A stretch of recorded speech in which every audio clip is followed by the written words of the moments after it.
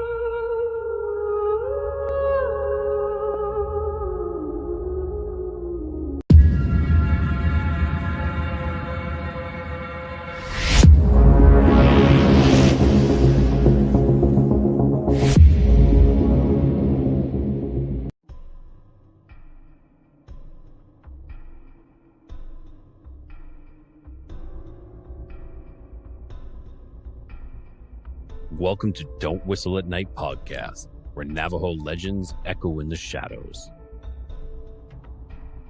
Darren and Dawn will guide you through the sacred fire of native storytelling, where the old stories breathe, the unknown walks among us, and voices, long hidden, rise to be heard. And remember, don't whistle at night.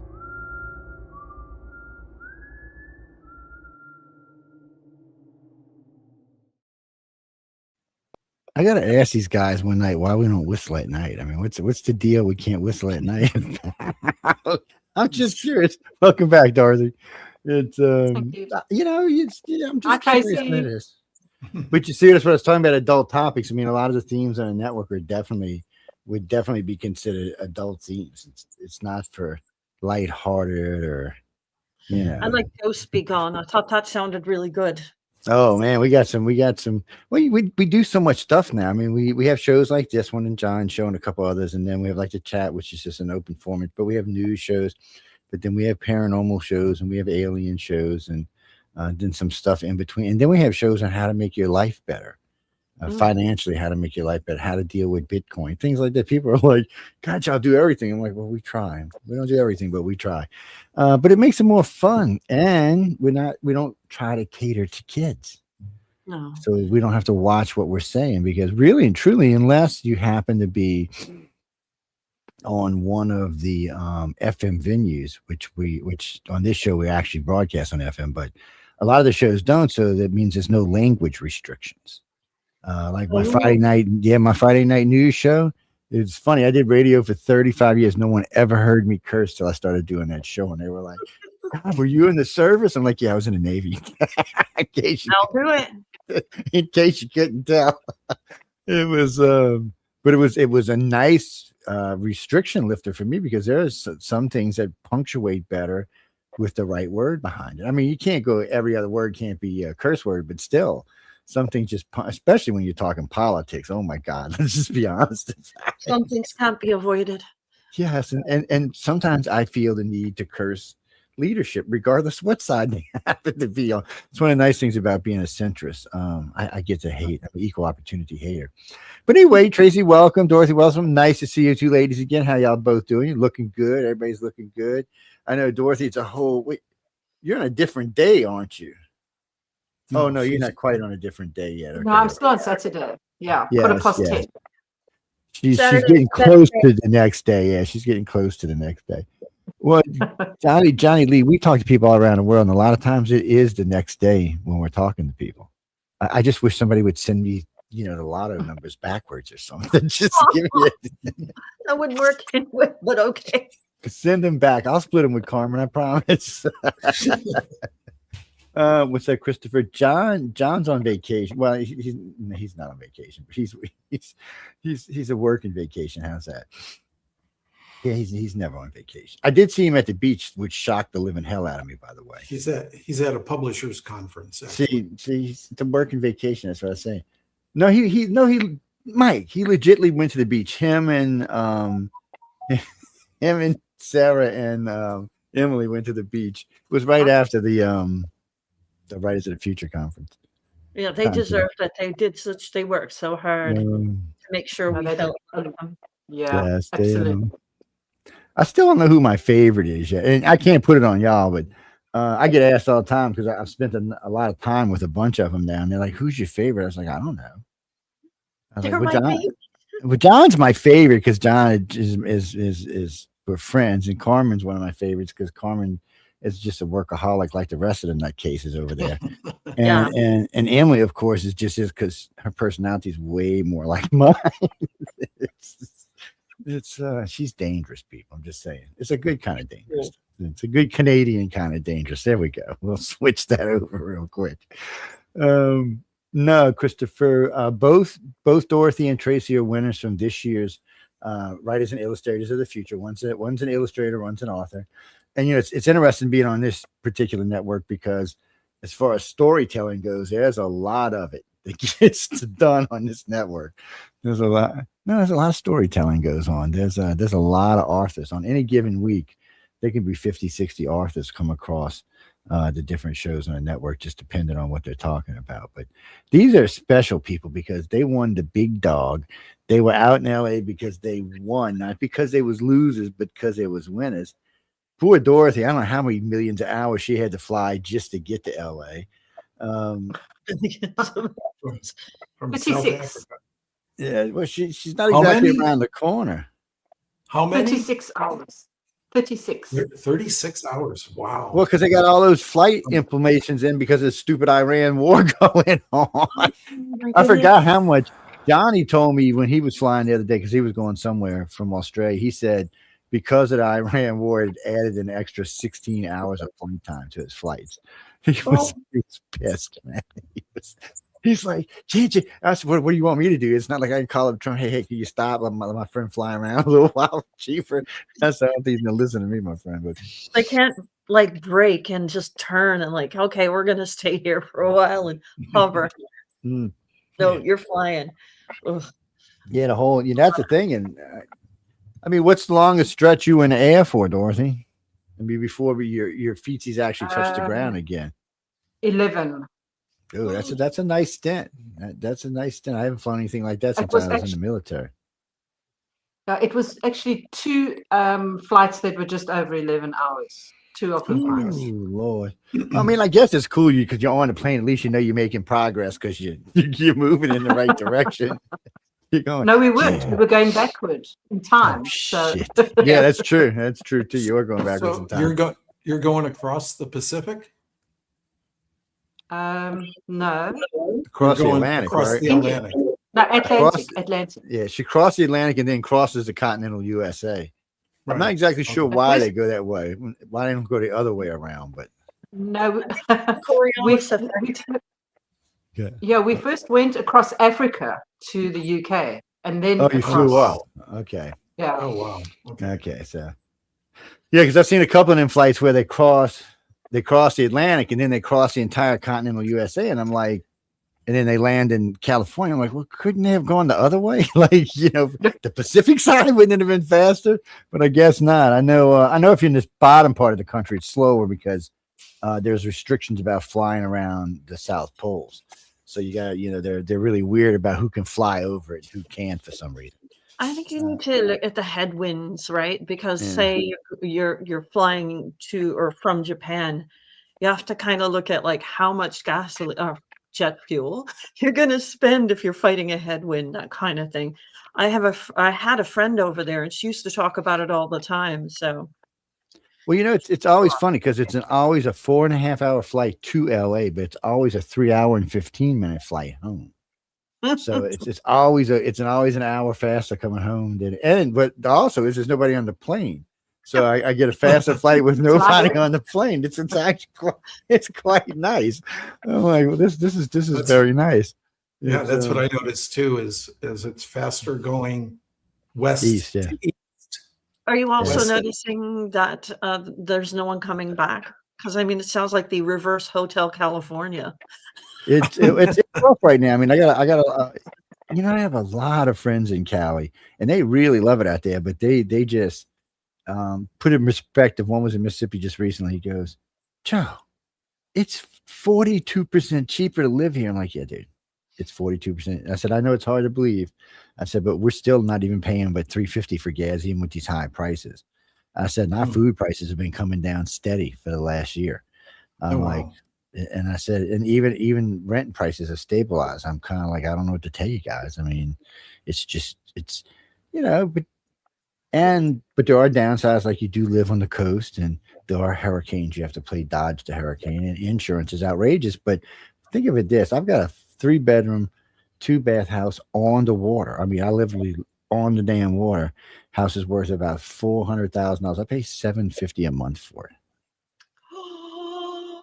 Yeah, that's what you see. I feel the same way. And now insurance, that doesn't include insurances, but still, the note is just, you're just not going to get those kind of notes in other places. You're going to be dying, and you can still find good deals. And if you don't mind doing a little work, you can still find deals left over from storms. So you can do that. But one of the things I really like about it down here is the state has become very interested in literacy.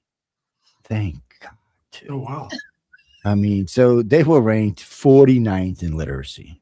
49th. I mean, that's just pathetic. And God knows if you ranked them in the world where they were. So since then, they've managed to get their mid ages up, like 2nd, 3rd, 4th, 5th grade up to 9th in the country now. So they've managed to get that up to there now. We still got a long ways to go in other places, but Mississippi decided that they got all this casino money now. So they said, you know what? We want to bring businesses to our state, so we need to have an educated population so businesses will come here. So they're spending on education now, big time too. You're talking about Mississippi or Louisiana? No, Mississippi. Louisiana is a whole different. Louisiana is different because it has like groups. Like New Orleans, just for you guys, just for your information and your listeners' information, Joe's kind of like right on the borderline. Yeah, I used to keep a place in both places, New Orleans and here, but now I got a place on the coast, which is from where I'm in right now about 45 minutes from this downtown New Orleans. That's where he gets his Delta accent from. Yes, my Creole accent.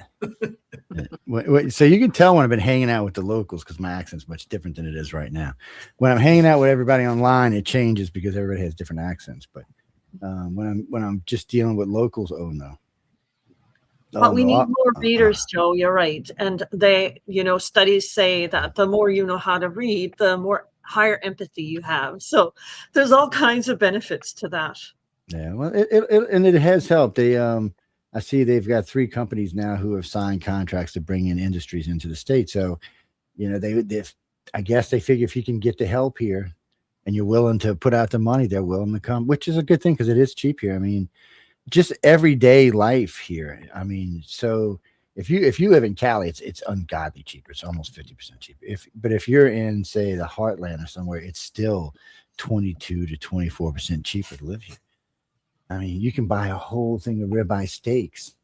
You get 14 of them. If it's $100 for a rack, you get 14 2-inch steaks out of it. You're not touching. And this is prime Black Angus, grain-fed, beautiful beef. It's and then we have every seafood you can think of right in the backyard. Hell, I can go out in my yard and catch seafood. I don't have to pay for it if I don't want to. But it's a different way to live. Right. So while we're selling things, Joe, we might as well mention L. Ron Hubbard Presents Writers of the Future, Volume 42. I've never heard of this. Look at that. There's Tracy's got her book right there. Oh, that's right. I'm not on camera. I can't see it. I got 2 behind. Late for Joe. And for our listeners who might be first-time listeners, the way the contests work is Tracy was paired with her writer, Dorothy, and Tracy creates an illustration for Dorothy's short story. And that's how the contest works. And there's the illustration that you beat me to it. Tracy created for Dorothy's story. And by the way, like I said, if we're selling things, L. Ron Hubbard Presents Writers of the Future, Volume 42 went on sale on April 28th, and you can get it at Barnes & Noble, anywhere else. Any of your bookstores will order it.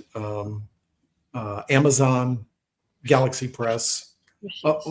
Joe's covering up his beardless face again. I'm sorry, people. It's classified. I'm not playing with y'all. I'm serious.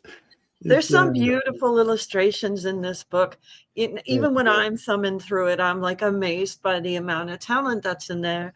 But when you curate the art from thousands of people and industry professionals are choosing who's going to be in the book, you can expect that they're going to be high-level pieces. So it's really beautiful, that book. Oh, yeah, I agree. Amazing. Personally, art, is it's your opinion. It's like what you consider art is art. So what you consider beautiful is beautiful. What you consider ugly is ugly. And that's just the way it is. And people have their own opinions. But I have to say, when I first saw your illustration, Tracy, it's almost like it took my breath away. It was I'm happy to hear it. Yeah, there's a gentleman, he's one of our past or maybe even current Illustrator of the Future judges, and his name is it's slipping my mind right now. But anyway, when I would look at his illustrations, he would be like so impeccably technically involved with it. And I said, and he I'm a guitar player, and he heard me play in the band, and he really liked my playing and stuff. So we could kind of talk about the difference between like how the emotional impact is compared to the technical that you put into it. And I said, God, it's like you have such technique and stuff. It's so amazing. And I said, when you're judging something, what are you judging? And he said to me, he goes, emotional impact. I don't care about technique whatsoever. I just totally look at, and I was it kind of surprised me that he would say that, somebody that had, like that much technique involved in his illustrations. So, yeah. And Dorothy, I think I kind of got the impression that you liked her illustration too. Emotional pull, absolutely. I just burst into tears because I could just see how beautiful and how Tracy had done it, but she'd got the emotion at the heart of the story. Like, I just felt it was even better than I'd written it. She really picked on that emotion and she put it there, and it broke me. It absolutely broke me. Dorothy, thank you, Tracy. It was beautiful. I'm just gonna say, reading your story, it gave me your Dora Wilty vibes. Like, I felt like it was just so good, and the emotion that I have in that painting was just exactly how devastated I felt at the end of that one. And with that clincher line that you have at the very end of that story that just broke me.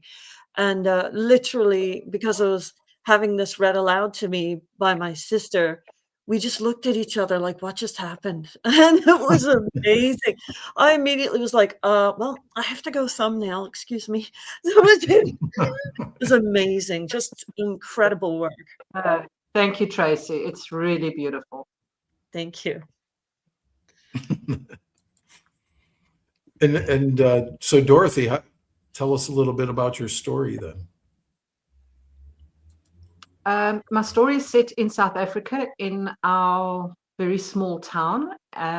It's about a young woman who takes an American biotech pill to become to be what she believes is going to be more beautiful, and everyone else is taking it. And basically, her new improved self, the self that she really wanted, takes up more space than it should, and there's nothing left for her. So she basically ends up haunting her own life and watching her new improved self live that life. Oh, well. The execution of this story, I mean, I love how Dorothy sums it up. The execution of this story is something you have to read and you'll feel it deeply. And I think the pressures in this story that happen on the main character are very womanhood pressures, like you're growing up and like the execution you need to see. So get the book. I'm not joking. Quite serious. Mhm. And in South Africa, it's available at the end of May, on 26th of May. So everybody's Right. still waiting. Right. And Yeah. unfortunately, not everyone can just get it on Kindle either, because we don't have Kindle in South Africa.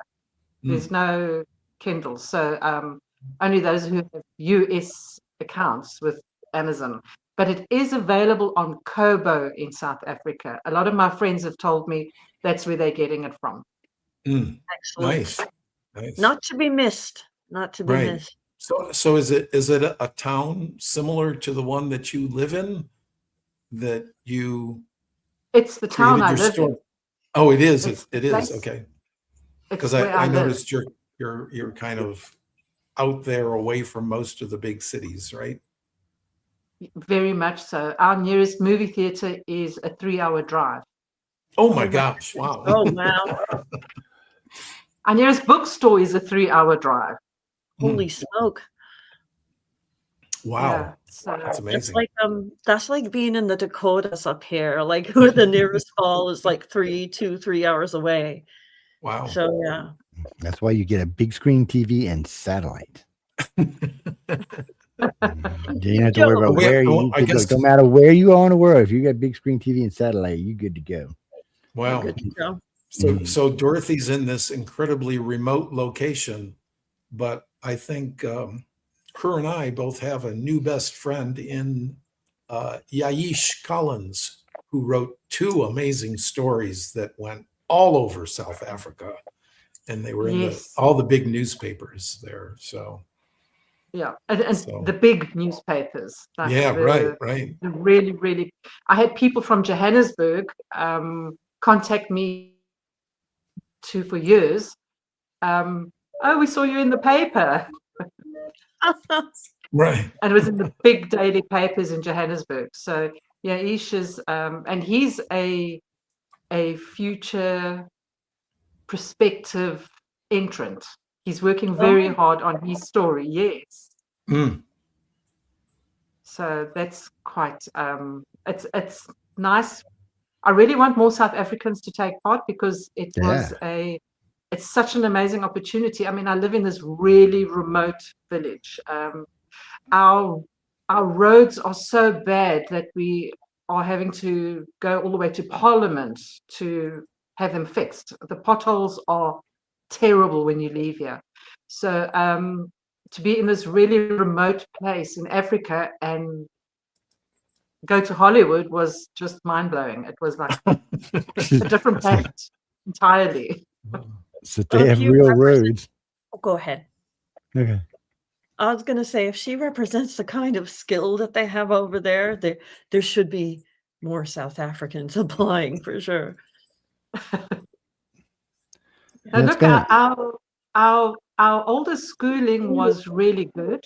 We're having big problems with schooling at the moment. We actually just heard yesterday that a school about 300 kilos from your head, it's been going for 140 years, and they're closed down because there's no money. The government's not paying for their bills. The teachers haven't been paid, and it was a really good Afrikaans school. So yeah, and that's happening all the time. Schools are closing, and that's why literacy to me is also a very important thing. It's my few little books have gone out even to the schools, and they're sharing it, and teachers are reading it to the kids. So it's Hey, that's and I know it's PG-13, so it's okay. Right. Yeah. I mean, all the stuff behind me is probably PG-13. Yeah, probably looking back to it, probably all is. Oh, those authors Yeah. probably are. It's now I can't say how the shows are because those are different and depending on what we're talking about. But like we got a rating change. We were talking about exploration of Mars the other night and how how they'd have to have places where you could sit and read and look at the Martian sky and where you could do your art and they got all upset because we were talking about living and dying on Mars, how you could live longer if you were there, and they moved us from a PG rating to an R rating. I was like, Because of Mars. Damn you, Mars. because them damn words are bad sometimes. But I mean, all we were talking about was death. Not like we haven't talked about death on a lot of other shows. It was kind of weird. But not with Mars. Yeah, Mars is, I guess, going to be a picky subject these days, but it's interesting because it is a place where you can go and live. If you're old and you go to Mars in your 60s or 70s, you can probably add 30 or 40 years to your life, and not just add to your life, but a healthy add to your life. Well, are you thinking about telomeres expanding, or how? Well, it's not even that. So first off, you have a third of the gravity there. So if you've got arthritis or any joint driven or heart related issues because the gravity's pulling on your heart, that almost instantly releases the day you arrive on the planet. Your heart, it does not have to work near as hard as it used to. Matter of fact, in some cases, they want you to wear it down as you get closer to Mars so that it's not a complete weird shift. Because on the shifts, it's most of the time you're going to be strapped or something. But it's not. And then of course, all those joint pains are gone. You don't even have to have stairs. You can pull yourself from floor to floor. You don't even have to jump. This is reminding me of Janneke Mikkelsen, which we were lucky enough to hear from her at the end of the week-long training that we get after winning, right? And she said the most gorgeous thing, that when she goes up past the Kármán line, there are shifts in your physiology when you go into space. Your heart is more circular. And in my head, like being a little artist, all I could see is bubbles. It was an interesting effect the minute she said it. Yeah. So I kind of love So we have to change our emojis then from a to a circle. That's right. Hamburger. a circle with a heart inside of it. There you go. So we actually know what we're doing. Yes, but it will be interesting. It'll be definitely a different place because living in space is not great for us. But living on a planet like that where there is some gravity, but the fact that we can move around and enjoy our lives and get rid of so much of it and high blood pressure. They even talk about it in space right now. That astronauts that are borderline high blood pressure get in space, they don't have any high blood pressure anymore. Wow. It's the body doesn't have to work as hard in any circumstance. There's no gravity. That's what makes us old the fastest. It's because we're constantly fighting gravity every day of our life. We're being pulled down and sucked down to the ground every day. It's and somebody said somebody was asking how come people's body parts age differently. I said, well, it has a lot to do with being exposed to air and how much they get used. And they're like, what? I'm like, yeah, scientists talk about it all the time. Because gravity pulls. Yeah, because gravity pulls. So certain faces, anything with the skin that can move, the gravity's going to pull. Anywhere where there's muscle that's going to stay muscle, like legs and thighs, tend to stay firmer and less wrinkly. It's weird. The whole thing to me is just weird. When I listen to him talk about it, I'm like, okay, because we have every now and then we had like Michio Kaku on talking about this. Is amazing. Yeah. And then we had Neil deGrasse Tyson on as well. But the Dr. Paul Vet, he's a quantum mechanics. He was most interesting because he takes the other two's work and kind of puts them together and then twists them and locks them in place. So it definitely makes for a different understanding of the universe. I'll tell you that much. It's a futurist, an astrophysicist, and someone in quantum mechanics. But he'll think his whole entire career. Matter of fact, all three of them will think their career to good sci-fi writers. All three of them. Wow, that's interesting. Yeah, because I've asked him about it, and Michio was like, he said, man, I probably shouldn't say this aloud, but I did a lot of sci-fi reading when I was young. A lot of space books when I was young. I've seen him but one time, and he's brilliant. He's a great interview. I was surprised because they got him to come on my other show, which was UFO Undercover, and he agreed to come on because I wanted to talk to him about stepping stones, stepping stone theory. How to, because he always says he believes in life in other worlds, but how could they get here? And I said, well, come on my show and I'll explain what the stepping stone theory is and how we're going to use it to get into deep space. Floyd still uses it to this day. I've heard him talk about it many times. It's because next up for you, Joe, Avi Loeb. Avi, I haven't had a chance. Well, I've been preoccupied because all this new TV stuff we got going on right now.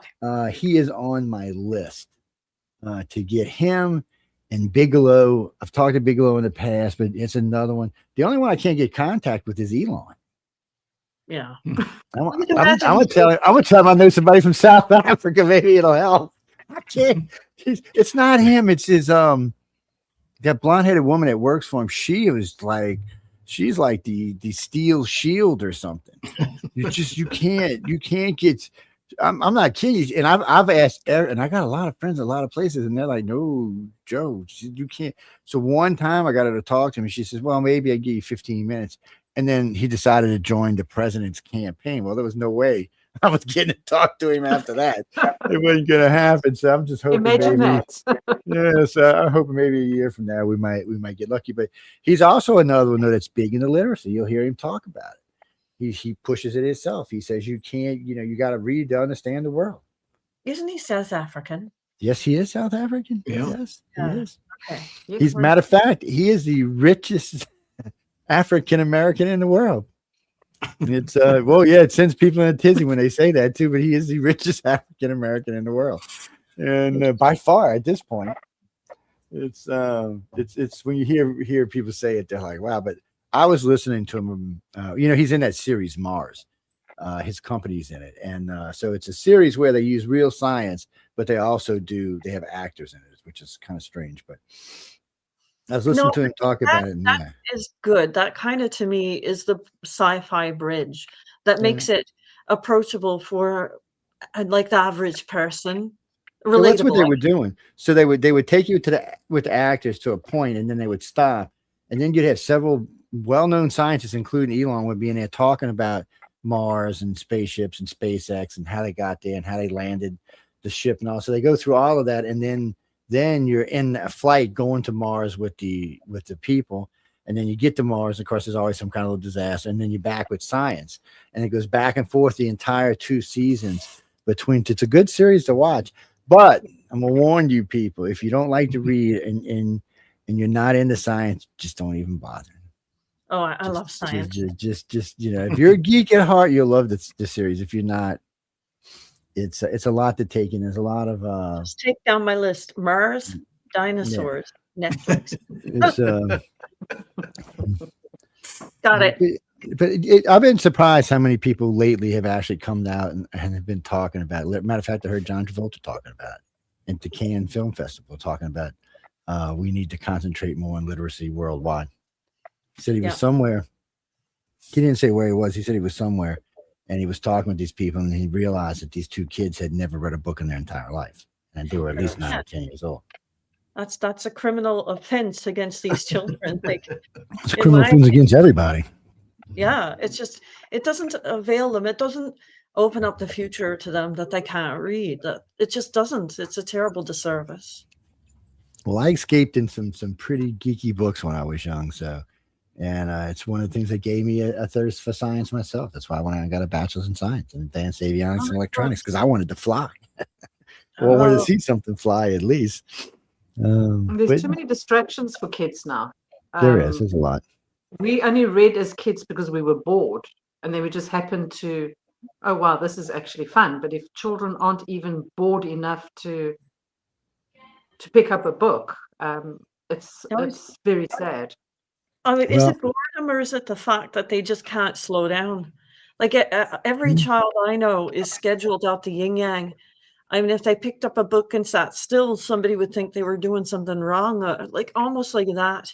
They're really, really kept busy. But if you look at the hours they're spending on social media, there's a lot of that going on too. Those are the reading hours. It should have been. So we're going to see an experiment here because Europe's deciding. I think Europe's going to come down on social media from ages, say like from 10 to 15 or 16. Now the US isn't going to do it because we still consider that stifling free speech. Bad on our part. But Europe, as far as I know, they're going to give it a try and see if it makes any difference. Because there are a lot of kids that get in front of it. You know, I've watched not just kids, I've watched many adults sitting there with their phone just scrolling away, especially on TikTok and stuff. Yeah. It's you know, and it's not even a boredom thing, I think, anymore. I think it's just a habit now. I think they just do it. Forming. I think that's maybe intentional. I have to paint, so that never actually works for me. But you can literally set it up next to you and have it running. I mean, it's easy to fall into that trap if you're not careful. I was listening to a Z-Jenner just this morning talk about they need a program that will paint or write for her. So the Z-Jenners are thinking that AI is going to be their way of doing art or becoming authors. They're going to tell the AI what they want, and then the AI is going to make it for them, and then they're going to put that out to the public. I was like, I hope not. I said, I will not be buying anything that you produce. And but that's not even the first time I heard it. And even the new alpha generation, which is barely even old enough to think about it, they're talking the same way that these things should be for creating, to take that. In other words, they're basically saying, let me take the paintbrush out of my hand and give it to a computer. No. And I'll just think about it and the computer will do it. Now, so this is what's weird for me. If you can design a computer that's direct thought, I mean, in other words, that everything that I'm thinking about goes into that computer and that's how it comes out, I can live with that. But if you want me to program a computer and say, go draw this for me, no, they see that's just, how can I say this politely, laziness on the artist's part. Because I'll be honest with you, I'm willing to pay money for good art or even for good books, but not, I don't want anything AI. I just think they're missing the curve of, like, AI is going to be really good at looking at images and finding tumors. Like, it can decode DNA strands and help us to keep species alive. It's definitely got its place. It's like a waste of time to do all these other things we can do ourselves with it when we have so many things we can't that would make for the betterment of the planet, right? It's just weird. It's strange. It's definitely strange. But the world, you know, what's really weird for me too is I know for a while there it seemed like the planet had gotten kind of quiet and there didn't seem to be any real wars going on. It's almost like we just can't sit still. It's like the whole planet's a bunch of freaking children. If somebody decides, okay, we're going to behave, oh no. So America finally gets out of all the wars, and what do we go do? We're going to go get into another one. I'm like, give me a break. Russia ain't been in a war in 20 years, except for some little skirmishes. They decide they're going to go get in one. I'm like, what is it that just kicks stuff off on our planet? Yeah, this is a very leadership gets bored. I mean, it's scary to think that somebody might be sitting in a place of power and go, you know what? I'm just bored. Let's go invade the Ukraine. Oh, you're bored. You need a book. I'm agreeing with you. Build empathy. I'm agreeing with Dorothy's agreeing. I'm agreeing with you. It's just I don't know. It's a mess. I did, you know, it is funny that we're talking about this because Vladimir Putin said just the other day. First he said it looks like the Ukrainian war is coming to an end, and then he talked about somebody another recommending a really good Russian author to him to read it on. It was on a not an eclectic world, on a you know, where there's no war, no weapons, no utopian world. Thank you. That's it. Yeah, and he said he gave him a book to read on what a real utopian world would look like. So I'm thinking, wow, did Putin grow a conscience all of a sudden? What the hell's going on here? Did the aliens come probe him? I mean, what happened? Did he just decide he wanted to have a different kind of legacy? That would be nice. It would be nice. It would be nice. I just don't like it because it's, you know, if you're an alien driving by our planet, you look down at our planet and you go, Jesus, there's 200 different countries on a planet this big. It's the size of a friggin' marble. It just, you know, it just doesn't seem like it should be that way.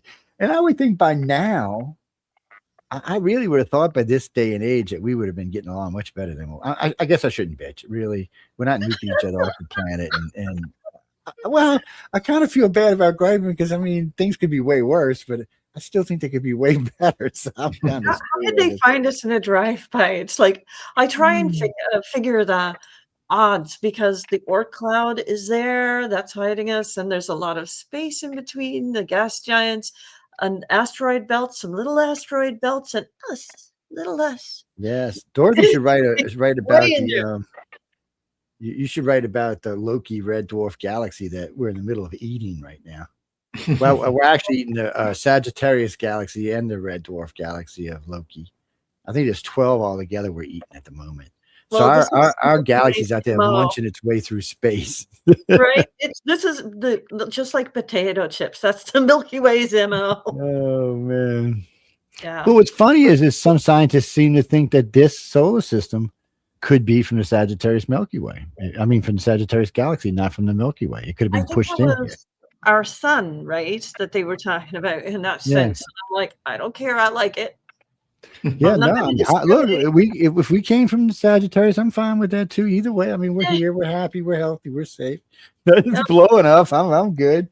Look, whatever gets you to Trappist to be. It is odd though that we're not in the rest of the galaxy with everybody else. We're off the beaten path, way out to the middle of the field where nobody is but us and a couple of little stars. It is a little odd.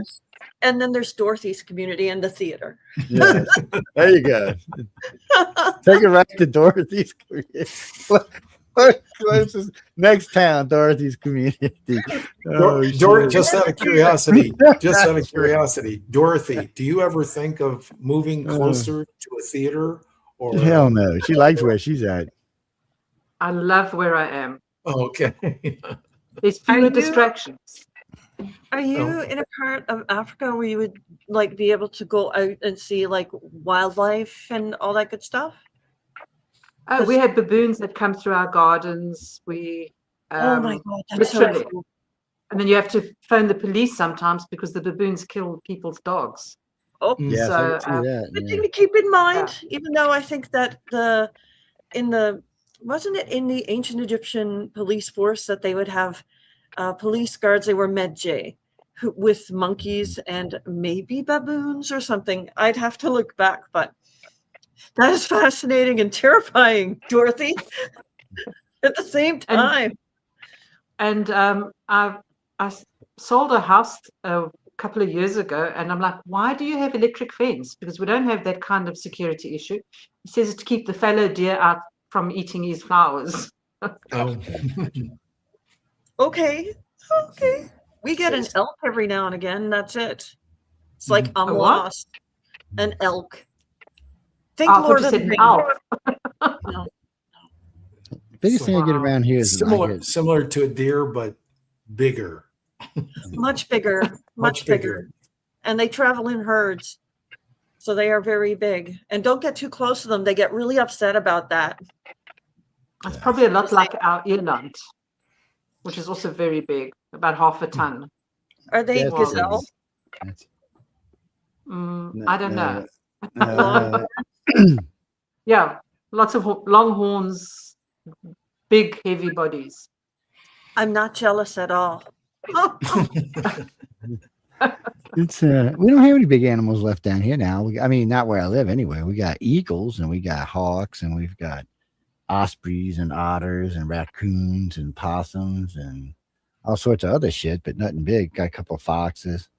Yeah. Only thing I got to watch is I got 2 small dogs. So I got to keep an eye on them, but I don't have any big critters here. The biggest thing you might see is like a stray dog walking through a box. Don't you have alligators? We do Just have saying. alligators. We do have alligators, You but do not- they don't. They're funny. They don't like to eat my dogs unless the dogs get in their way.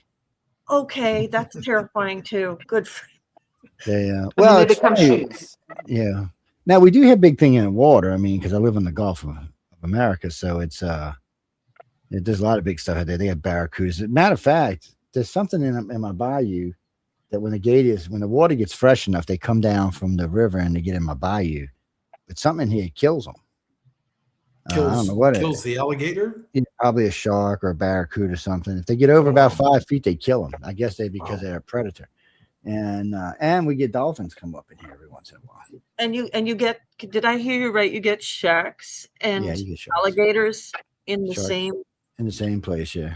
Okay. See, because I live on a bayou that on the north side of me is a freshwater river, but my bayou empties into the Gulf of America, which is about 250 yards from my back door. So I have the Gulf water always pushing in, and usually it's more salt in here than fresh. But when we get a lot of rain, though, the fresh water from up northern part of the river pushes in and pushes the salt back out into the Gulf, so it becomes really fresh. So the gators will come hang out when it's freshy fish. They're not big fans of salt. They'll come in here when it's salt water, but they're not big fan. And the neighborhood on either side of it is really wealthy, so they got rules about if you see a gator more than 3 foot, they call somebody to come out and take them out of the water and take them away. I was about to say, are they going to hand a citation to the gator? I don't know. No, they're gonna take the gators. People are very funny about their dogs getting eaten. They're more likely that the child gets. They're like, yeah, if he eats a kid, one thing, but not my damn dog. I'm eating my chihuahua, man. I think you're really upset over that kind of stuff.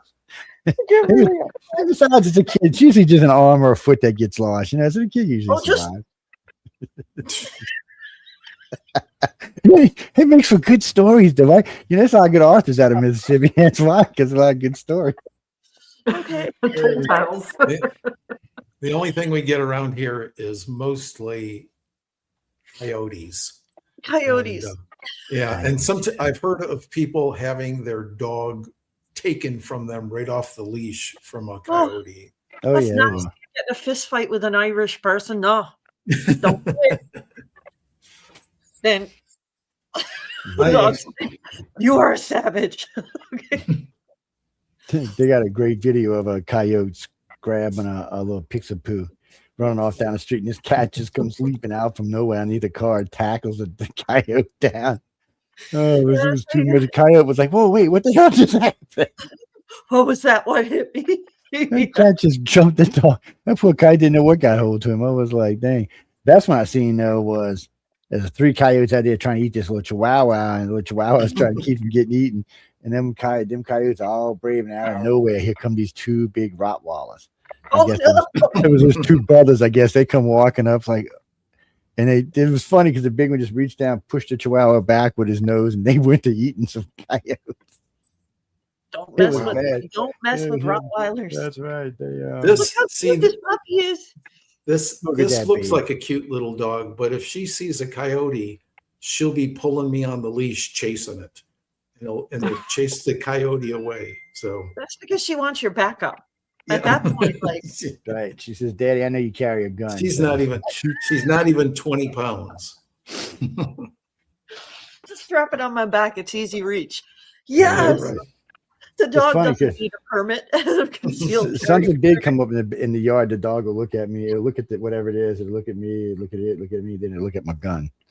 Like she got the gun, right? And then it'll look at it. Look at me. Look at it. And then look at the gun. I'm like, really? Yeah, you know what that is? And you can tell. She's like, she knows who Martha is. She's like waiting for Dave to pull Martha and shoot somebody. She's like, this is a conversation that I call "Welcome to America, Dorothy." Yes, the weirdos. No, I'm in farming community. Well, I suppose you could call it hunting community. So there's plenty guns here. Yeah, it's always good to have a gun around here too. I don't have any exposure to that. Even our police force at home doesn't have guns. So my first exposure was I was at work and 2 police got into the line in front of me, and I realized they had sidearms. And I was quite honestly so terrified to go sit down. So I'm very different. And then I'm like, girl, you're in America. Toughen up. Yeah, so down here, like when I depending where I am. So if I'm in the community where I live, I rarely carry my gun on me. I'll have one usually in a car, but I won't carry. If I'm in New Orleans, it's on my side. Where everybody can see it. It's a big monster cannon too. I want you to see it's there because I will shoot your ass if you mess with me and my wife. I have no qualms in shooting you. And we have stand your ground laws down here. So you do. Yeah. Don't be screwing with us because if we shoot you, we're not going to get in trouble for shooting you. It's just one. That's okay. We were somewhere one night, and I told my wife, I said, look, I said, hold the gun. We was in a really bad neighborhood and had to change a tire out on the car. I said, anybody comes walking up, just shoot them. And she's like, I said, just shoot them. I said, just say they were trying to, rape your little white old lady self up out here in the woods. That they don't even want to be in no trouble. And it was funny because we ran into a cop stop to make sure we were okay. And he told her the same thing. Oh, yeah, just shoot him and tell him that you'd be fine. Oh, the police here. They're useless. He said but they have both agreed. Shoot first and ask questions later. It's because you should be walking up on people at 2:00 in the morning on the side of the highway. It's a sure way to get shot. And but to be honest with you, most people ask me all the time why you carry guns when you're going places. And I mean, there's a lot of wild animals around. There's panthers and hogs, and all kind of crazy stuff, gators. But it's not them. It's the idiot person you run into in the middle of the woods at 3:30 in the morning. And you're thinking, okay, I know why I'm out here. Why in the hell are you? Yeah, that's what I'm saying. I'm like, Dorothy? What's he doing in the woods at 3:30 in the morning? Yes, well, we go to the woods a lot at 3:30 in the morning, but it's part of the lifestyle down here. But it's in like when we're doing investigations in places like on NASA territory and stuff, we'll be out there wee hours of the morning, and you just never know. People just show up out of nowhere, and you're kind of like, and sometimes we're like 14 miles back in the swamp. Who the hell's going back there? I mean, first you got to be brave enough to go back there. It's not exactly a place anybody just wants to go roaming around, and it's not the safest place to be in the wee hours. And we were back there one morning when I don't know, it's about 160 hogs come walking through. I'm thinking, big old hog. And then on top of that, right when they get to the end, there must have been 80 little piglets behind them, toting on, running behind them. And Joe, when you say hogs, you mean like wild boar, right? Well, no, they're a mix. They're a cross between a red Russian boar and a regular hog. Hogs that escape go breed in the swamp with the boars, and then they get these hybrids. They get 600-700 pounds. So you have like they don't fear humans, and they're wild together. Yeah, because so when you're out and about, you just got to be aware that something might eat you or shoot you or something. So you just need to be aware. But like I said, it's good places. If you're an author and illustrator, it's good places to be writing. I mean, Anne Rice had some pretty good books from down here. She's written over the years, and like the Vampire Chronicles. Yeah. I find too that like America's very rich, and like for instance, it doesn't take long for you to go on a ghost hunt and then write a paranormal book, like that kind of thing. So it's really rich history for that. It's New Orleans is a particularly old city. It's a haunted city. It's funny for us because all my friends that live on the other side of the world always call them the oldie goldies. I said, you've had your chance at effing up the world. It's ours now. And he's like, what do you mean? I said, for 3,000 years, Europe is in the place up. I said, so it's our turn now to F it up. I said, just sit down and hang on. That's all I can tell you. And because, we got a running joke about the Middle East being a boil on the planet's ass. Somebody's been needing to lance it for 5,000 years. And somebody goes, well, that's where civilization started. I said, obviously, we need to work on that concept a little bit. I said, it's a mess. But it's funny because when you look at all of this, all of where we are today and how we got to where we are, it's a different world than it was 100 years ago or 500 years ago. And when you look at the Europeans versus the old world versus the new world, there's a difference. There's a serious difference too. Or even 30 years ago, it's way different. So things like art and anything art related or authors, illustrators, anybody along those lines really serve a purpose in helping bridge those gaps. Because right now there is a growing gap between the old world and the new world. And when the first time somebody told me this was about 10 years ago, I'm like, well, I don't really feel it. But in the last 4 or 5 years, I've really noticed that there really does seem to be a gap, which kind of bothers me a little bit because I got a lot of friends outside the planet. It's I just kind of see all of humanity as kind of a beautifully unhinged composition on palettes, say that kind of a thing. There's times at which places go a little further ahead and places fall a bit further behind. I'm hoping that that the intent is still good everywhere. I may be an idealistic Canadian, though. Yeah, that might Don't happen. watch our show from last night if you're a Canadian. Is all I can say. Stay away from there. Well, a good friend of mine from Alberta sent me a clip. It's about Alberta and Ontario wanting to succeed from Canada. And, Secede. Yes, something nice to says it succeed, didn't it? Anyway, I'm sorry. So I'm looking at it, I'm like, I got, my station manager lives in Canada. And several of my hosts live in Canada. We have a big presence up there, and I'm kind of like, I don't think I want to play this. I'm going, all my friends are going to be griping at me. I don't want to hear it. Because really and truly, it affects me, but it doesn't affect me like it affects somebody who lives with this. But we played it because one of our Canadian friends requested it. And I didn't realize there was as much animosity towards certain things. I guess it's the same in all countries. There's just some animosity that gets built up over years. People always think somebody else is getting the better end of the stick than they are. Because that's basically all the gripes came down to the same thing. They felt like somebody else was getting more than they were. So I was kind of like, okay, well, sure, we're not going to make you a state. We'll let you be a territory. We're not taking no more states, though. I think that when it comes to Canada, it was more of an economic agreement than here. I like that we're able to work differences out, though, because this has happened before with the secession talk. Yeah. And it's just been, I like that, even though there's differences of opinions, usually Canadians can work it out. Yeah, they showed the last vote was it was close. The one in 95, I believe it was a close vote. And but since then Canada came up with new rules saying, okay, if you want to leave, we'll let you leave, but we have the right to go through some moves first to help y'all to either get out or to help you maybe change your mind and stay. Yeah, it was part of what we played last night. The whole thing was surreally weird because I don't think any of it will ever happen. It's like when people talk about where they're going to leave, when you hear states say, well, we're going to leave the union. Yeah, go ahead, try. It's actually illegal here. You can't leave the union. Oh. We will come hunt you down and flock you down. So there's no leaving the union here.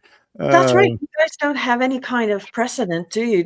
You don't have any kind of rules? Originally, there was a way to get out, but not anymore. Got it. Okay. Yeah, I think you'd have to get like 88% of Congress to say, okay, you can leave. And that's just never going to happen. So it's just not going to. They have been talking about, though, taking new territory, though, which I found interesting.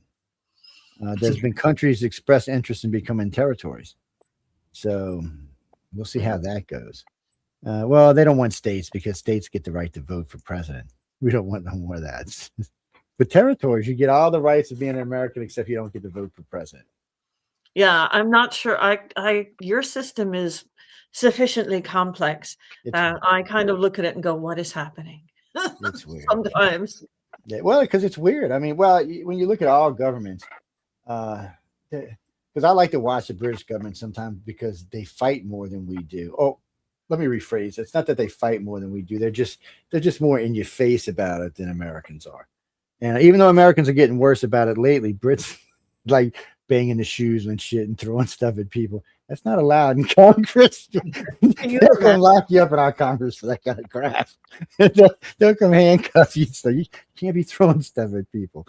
But it's just watching any government, the process to me, first off, the fact that any government actually makes it through, feeds its people, closes houses, keeps them safe, keeps themselves from being invaded is a miracle in itself, regardless where the hell you live.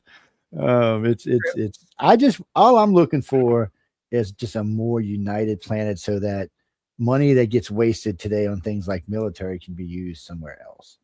And maybe we can do that through literature and art. That's the whole point. I actually do think that would help an awful lot. Like, I'm not joking when I say that literature builds empathy and empathy builds communities. So I kind of agree with you, Carmen.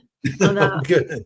And Dorothy, what do you got? You wrote the short story Thickly for the anthology L. Ron Hubbard Presents Writers of the Future, Volume 42, which is out now in the United States and Canada, and will be out soon in South Africa there. What are you writing next? What am I reading next? What are you writing next? Oh, what am I writing? Yeah. I'm actually, I've been busy with a series of South African short stories, very similar to Thickly, I think, that I've been writing over the past year or so, and I'm just polishing them up and getting them together to make another little anthology of those stories, because then I need to finish a novel. So actually, I think it's procrastination. Let me sort out my anthology so I don't have to edit my novel. Novels take concentration, though. Yeah. So that like give you always speculative. Maybe not heavy science fiction, but it always does. It has a speculative edge, definitely. Right. Very good.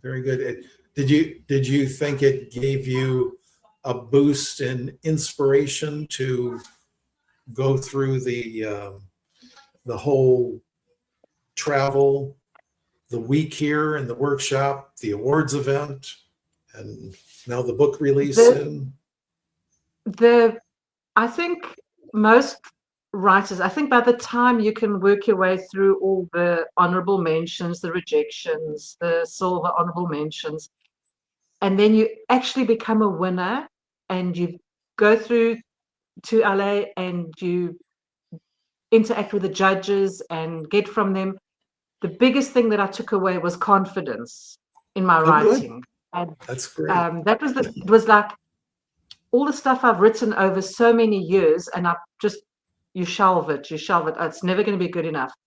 And that's what I've done now. I've gone to my other short stories and I'm thinking, but actually this isn't bad at all. Things that I didn't even submit because they were maybe too African, because I always write from a South African perspective.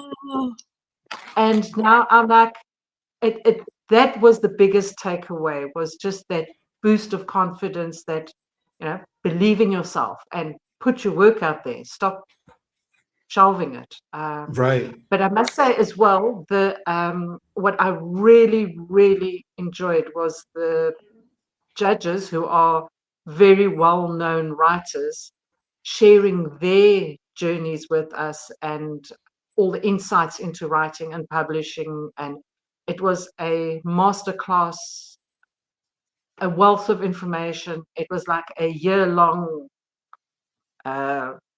writing, publishing, all of that sort of thing, all of that crammed into that week. And that's why we were so exhausted afterwards. But it was absolutely worth it. If it wasn't for the fact that we were going to have those workshops with those well-known writers like Orson Scott Card and Jodie Lynn, they were just amazing. Jodie Lynn, yeah.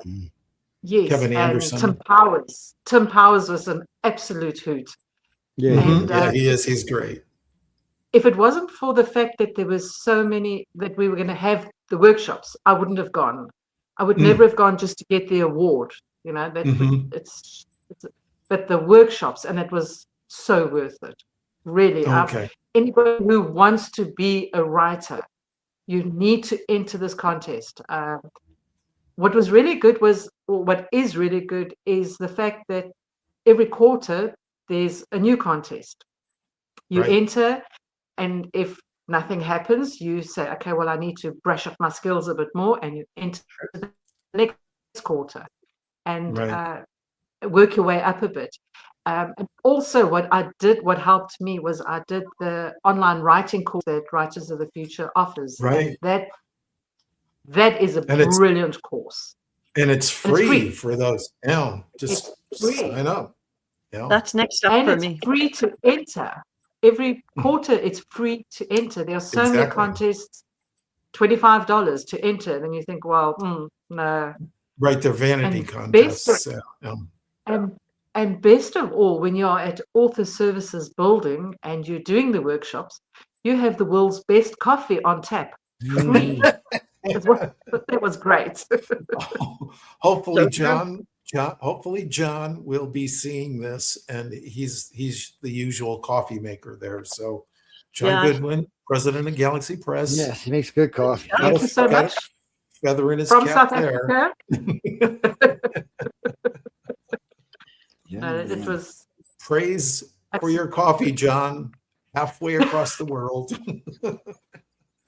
and they even found rooibos tea for me. It took them a Wow. couple of days, and there was rooibos tea. That was, the services people. I just want to shout out to them as well. I've never seen a group of people bend over backwards, be so hospitable, so accommodating, and just trying to make the week as amazing as it can possibly be. And they went over and beyond that. Yeah. It was Great. that was really such a good experience. And if you are hesitant on going to the big wide world in LA and what's it going to be like, and are these people going to be dodgy and stuff like that, they were so good to us. They were really it was like being on a holiday in the most amazing place, except they make you work all day long. Yeah. Lots of writing. Yeah, they're Right. amazing. I for one am glad you came, even if you had only come for the award, which doesn't sound like you anyway.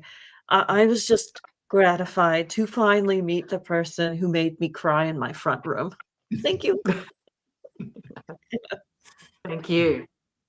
Thank you. Well, good. Yeah, that's quite. Except a warning. If you're coming from South Africa to LA, you need to save up a lot of money just to buy a bottle of water at Target. Yeah, It ain't is it's not very cheap now. expensive. Yeah, it's I think the average hamburger it. about $35, $36, something like that. It's Yeah, we actually had a few years back. We had an illustrator from South Africa who was he was the illustrator winner. So I think he didn't make the trip, though. He might not have made the trip. So, yeah, he was a winner. I think he was more. I think he was more in the Cape Town area too. Yeah, but they didn't give from him the a big visa. city. Yeah, they probably didn't. They don't. It's funny. Some countries are weird about sometimes visa. too. Yeah.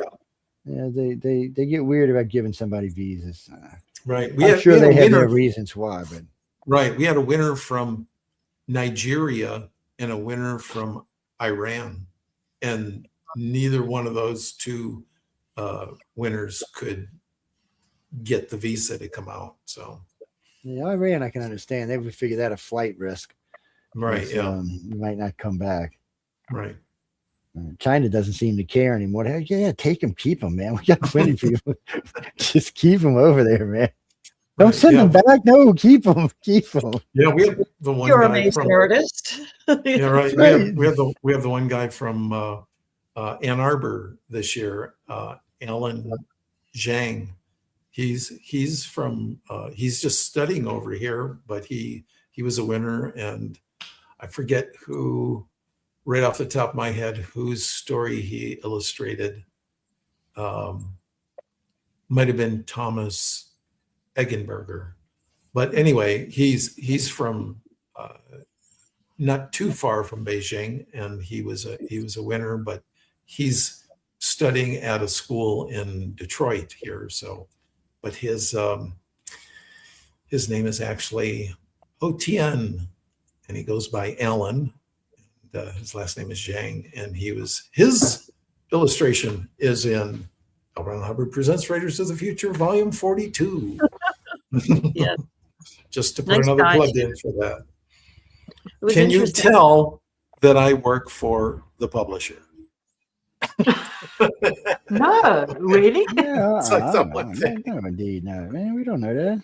It was interesting. Alan, Alan, it was interesting because at the time of the interviews on the red carpet area at the Taglian Center, he would be talking in English to one set of media people and then Chinese to the. I'm like, wow, he's going to be busy, and boy, was he ever. Yeah. But it's interesting that you, Dorothy, thought that some of your writing was, as you put it, too South African. When I found that with Stickley, it just stood out with such vibrancy, and you could feel the caring in the story for the culture. And I felt the same for Bafu, who was ultimately the Golden Brush winner, that you could see a lot of love and emotion, and it was just really stirring. So there's this thing where I think writers believe that if they reflect where their culture and where they come from, it might be too niche, but it's actually quite enlightening. So I hope you never do that again and you start publishing a lot. I want your book. That's great. Yeah, it's funny. The grand prize winner for the writers, Michael Kuster, I remember he was telling me when he first got the call from Joni, he was saying, are they calling me to tell me that this was like too over the top and it was not in their, wheelhouse of what they want to publish and stuff. He was like, so they call you for that? Yeah. What was that, Dorothy? So they call you for that? Yeah, right. Well, That's what he was That's what he was thinking. Yeah. And he said it was like a nightmare for him writing that, and that he said he had trouble sleeping and stuff after he wrote it. Oh.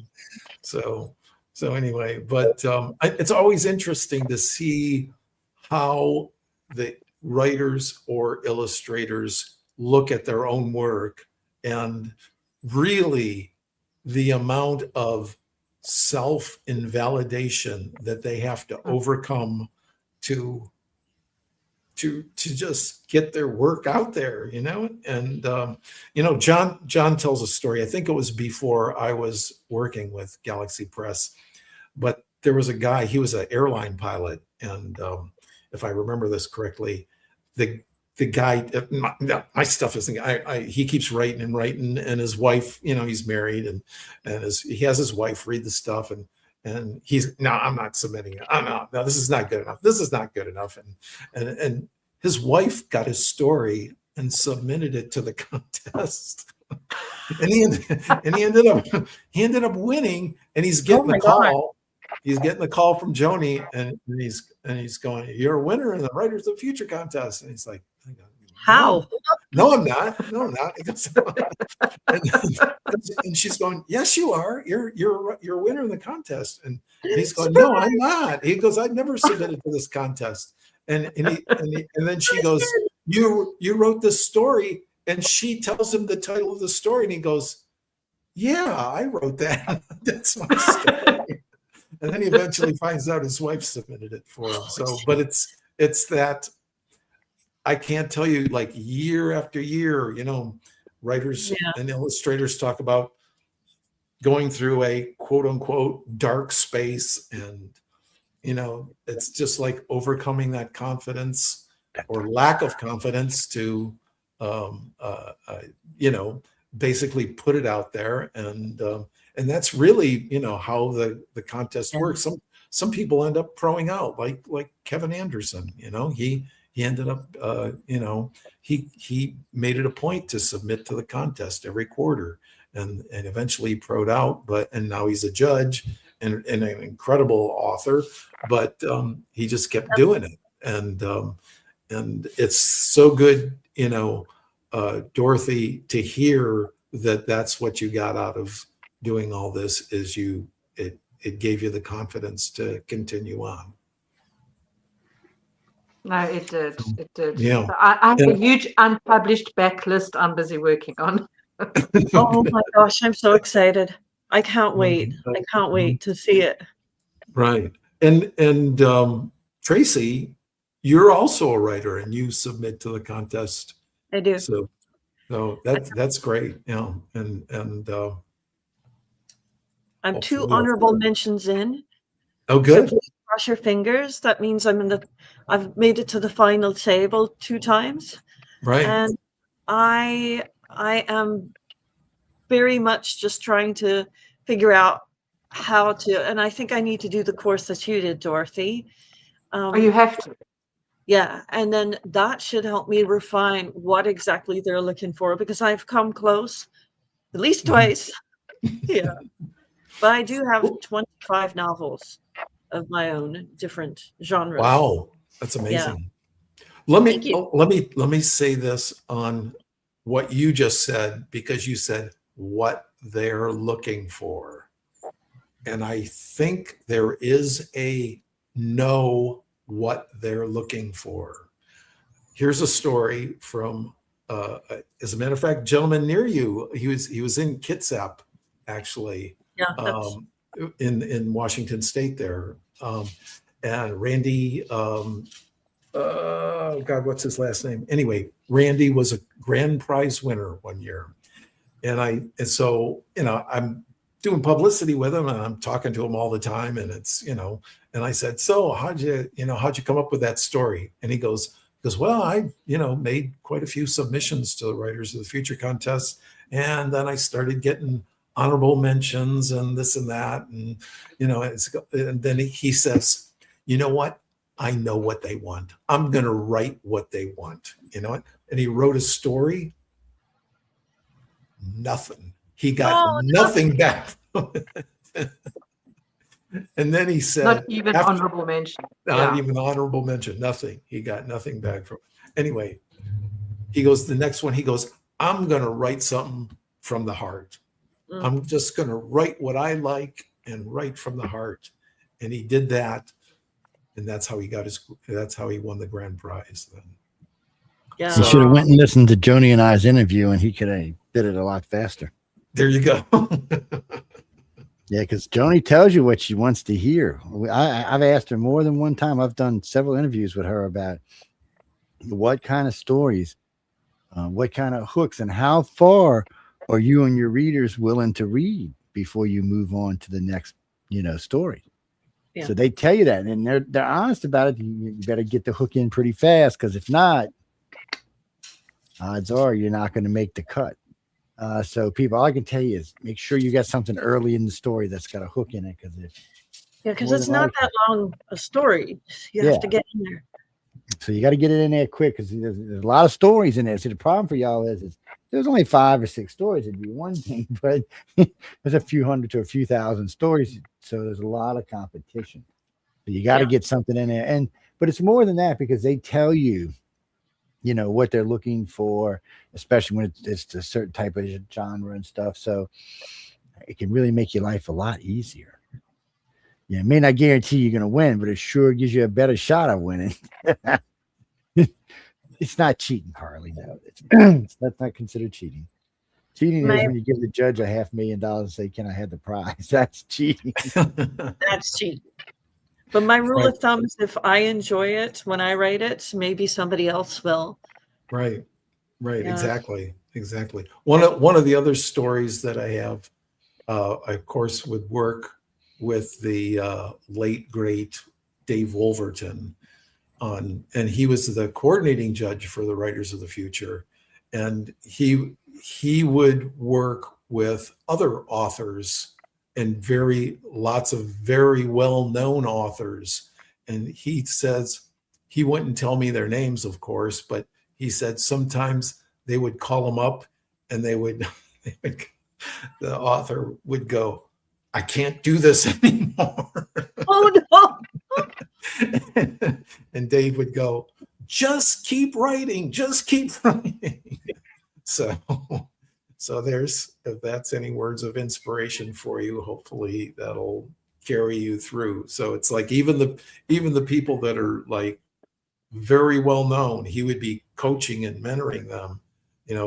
They get into that sort of frame of mind where they need a confidence boost, and they need to just keep moving on with their endeavor, their literature endeavor. So I think confidence is a big thing. And if you just think about it, one of the judges, Brandon Sanderson, submitted to Writers of the Future, and he didn't even get an honorable mention. But he believed in himself, and he just kept writing. And I mean, who doesn't know who Brandon Sanderson is? Right. So, He's one of the judges for the contest now too. exactly. And he's like one of the biggest writers in the world. Absolutely. Right. Oh yeah. So, yeah. So believe in yourself. When I wrote, every time I submitted a story, it was also like Tracy says, what do they want? And I kept doing it. And the last time I submitted, I was like, you know what? I'm so tired of this now. I'm just going to write what I want to write. And because of the subject matter, I thought, you know, it's not even going to get anywhere. So I just used the people's real names. Oh wow! Because the characters in the story, I used people's real names. Even the ANC ward councillor, I used her name because it's never going to get anywhere. And that was just very surprising. So I think it's about writing from your heart, and all the other things must be there. The techniques and the technical aspects. I think that is the important thing, is focusing on the technical aspects, which is what the online course will do for you. But then as to subject or how you approach it, that must come from the heart rather than, I wonder what do they want? Because I spent 5 years wondering what do they want, and I never got closer. Right. And they don't know what they want. Exactly right. And when it comes right down to it, it's like the stories are all over the place. You know, it's not like they're some sort of genre or theme or anything like that. They're all over the place. You know, and what's the grand prize winner is all over. It's something new every year. So there's, you know, if there's it must just be speculative. That's right. Yeah. Speculative.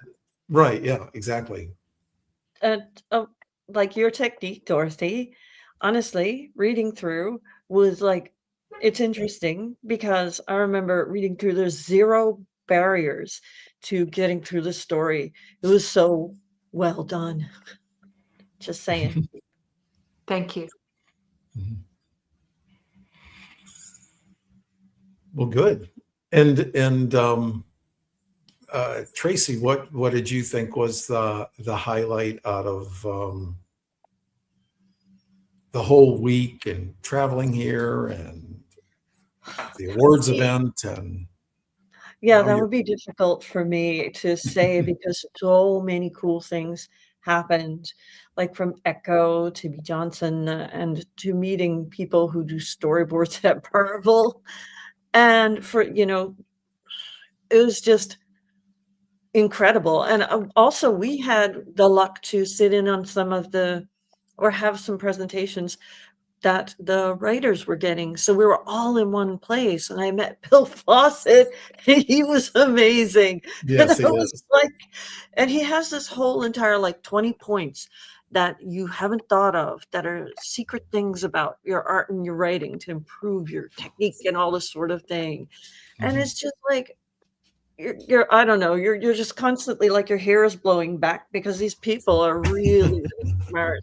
And they're really good at what they do, so they're experts in their field. Like Cirello, he was there. He did the cover, and you know he started to spell out his philosophy in some of his paintings about the alliance that he feels between dragons and women. And I was just like rapt thinking about like, no wonder he paints the way he does. He sees these Amazonian women as almost like spirits, having spirit animals that are dragons. And I was like, this is so cool. So the whole time was amazing. And just the whole vibe of everything that you're going to do in that week is creative. One of my highest points was probably when we went to Rob Pryor's studio, and he was like, I want you to paint on my painting. And I was knocked for 6. I didn't know what to do, like to say. I was just, are you sure? They also have a little speed painting thing in his studio where I literally, there's this drawing of a woman figure and a male figure. And they're like, well, we want you to try and speed paint and just do the important parts that you feel, and we'll call time. And then you switch brushes with someone else. And I remember putting my hand on the drawing and looking at the lady who had done it and going, are you sure you want me to paint on this. So beautiful. And yeah, so that will probably stick into my head for the rest of my life. Just being able to go in, paint on his painting, and do this big, because I'm taking abstract courses, abstract slashing line and splash with a chip brush on his own work. And he just was like, behind me, I got paint splattered on my hair. And I turned and he had paint splattered on his shirt. And he looked very sagacious as he looked at the painting and went, I did not expect that. Just like that. It was amazing. Yeah, Rob's a great guy. Rob Pryor, of course, is one of the judges for the Illustrators of the Future contest, and Yeah. amazing artist in his own right. Oh yes, it can, a kind of ambidextrous type painter. That's true, right? Yeah. Very strong mental imagery, so he can paint with his eyes shut because he knows where he is on the canvas. Just a lot of gifts. It looks like pure talent, but you realize he's been doing this since he's about 13. It's like, oh, there's grit in that talent, right? There's a lot that goes into that builds his confidence. Because you take it, he does this in front of crowds with pounding music everywhere. Right. It's like Yeah. A everything is performance art type thing. yeah, and you would think that would distract him, but I think it really just puts him in the right, like his happy place to paint like that. It was just amazing. In his studio, we got to see his new abstract work, stuff that he's doing now. And he just pulls it out of a stack. And I'm just like I just felt a flash of cold through me. It was just gorgeous. And I'm like, oh my God, I'm so lucky to be here, was what was going through my head. Yeah, it was amazing. And Oh, that's 10 great. out of 10, would recommend, don't pass it up. Right. Mm. And did you enjoy the awards event? You go first, Dorothy. Stick it off in Dorothy. I try to avoid as much of it as possible. I'm proud to say there's not a single photo of me on the red carpet, because I was going around taking photos of people's shoes, which I put on Facebook. Which I love. No, I've got your shoes as well, Joe. They also on my Facebook page. There were very interesting pairs of shoes. But the actual awards event was, that was quite something. That was like being at the Oscars. It was huge. It was glamorous. It was to have somebody do your hair and your makeup, and it was just out of this. It was really a Hollywood moment that I will never forget. That was something else. Dorothy straight up looked like a princess sat next to me. It was amazing. We all looked like princesses. They made us look so beautiful. They organized our stylists, and the guys looked so smart in all their tuxedos. And oh yes, even those who never shave and still didn't shave, they were trimmed a little bit. I see some of these geeky guys like Michael, like their beards and stuff. And it was, I enjoyed everything about it, even dodging the cameras on the red carpet. I don't know. I got some pretty good pictures of you, so I'll take those. She's amazing. I sat next to her the whole time. She was like a rock for me. I was very nervous, and like just the size of the Taglian Center and just the crowd, and it's so like almost like you dropped into Cinderella somewhere, and it's gorgeous. The best steak I've ever eaten in my life, in my entire life. It was amazing. But it is the like food. The food there is always amazing every year. I can't even. I remember, like I'm solidly gonna eat the fish, right? But when I tasted the steak, it was just like, what is this? I've never had anything like this. It was so good. But I gotta say, big thanks to Dorothy for being my rock when I was super, super nervous and felt a bit overwhelmed. And of all the nerves I had, it turned out that I was very nervous about the speech. I only practiced it 3 times. But in the end, that was the easiest part. I went after Dorothy, and I felt such gratitude and humility at that point, she had called me out, and I just felt such gratitude. It was just anyway. It was really amazing. And again, a once in a lifetime thing is not going to be happening to you every day. So don't pass it up. I mean, if you need to be in this contest, you need to be building your skills and putting faith, and just, if you don't have enough faith, then borrow some faith until you win, right? It's worth it. Yeah. There's Dorothy on the red carpet with the entourage. Doesn't she look poised? So I was on the red carpet. You must have gone to find me for that one. Did. They make sure they get you somewhere along the line. They can't help themselves. They always make sure they get you on there. That's it. You know, we found one of me. My hardest thing is finding pictures of myself after these events. I got lots of pictures of everybody else. She has great pictures of your boots. I was like, that's Joe. Yeah, they make it to the web every once in a while. Oh, that's right. He had the snakeskin boots. So I might wear the other ones next year. I don't know. We'll see. I buy a new pair about every couple of years because it takes me 2 years to break in a pair of boots where they're worth wearing.